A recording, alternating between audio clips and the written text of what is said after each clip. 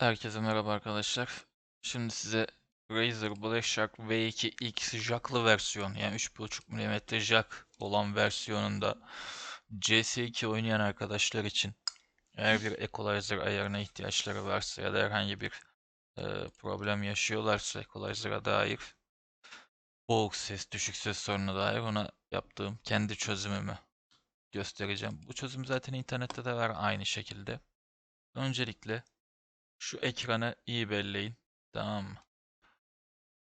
Burayı videoyu durdurup buradaki equalizer ayarlarını yapabilirsiniz. Şimdi bahsedeceğim kısımlar. Ee, Öncelikle FX Sounds uygulamasını indiriyoruz. Buradan girdiğimiz zaman Gaming seçeneği var. Öncelikle bunu seçiyoruz. Bunun normal halini bir deneyin. Tamam mı? Sadece Gaming seçeneğini seçin. Normal şeylerini deneyin. Ondan sonra baktınız beğenmediniz. Benim equalizer'ımı da seçebilirsiniz.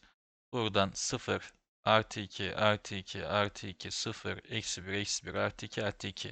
Netlik 3, ortam 0, çevresel ses 0, dinamik güçlendirme 7, bas güçlendirme 3.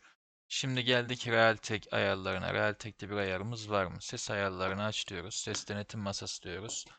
Ondan önce kayıt kısmı, mikrofon orayı göstermeme gerek yok zaten. Şuradan kulaklık diyorum. Özellikler.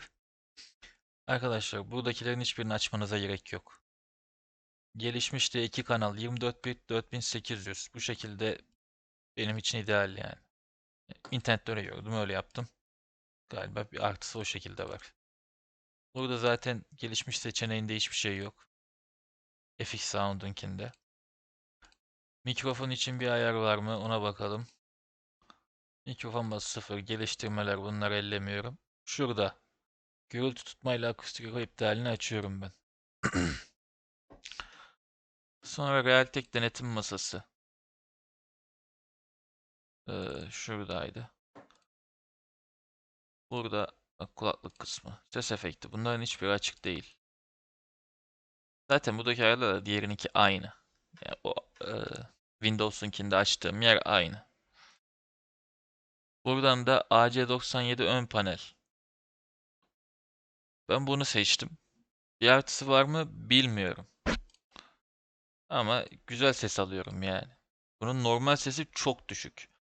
Eğer Realtek şeyini kuramıyorsanız burada Realtek HDA 9239 FF0.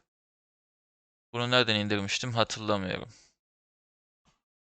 Ama dur bakayım, ismini aratayım, çıkacak mı?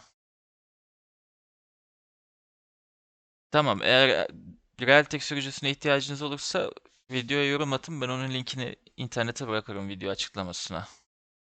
Bu şekilde ayarları yaparsanız CS2'de o boğuk ses, düşük ses sorununu çözmüş olursunuz. Teşekkür ediyorum.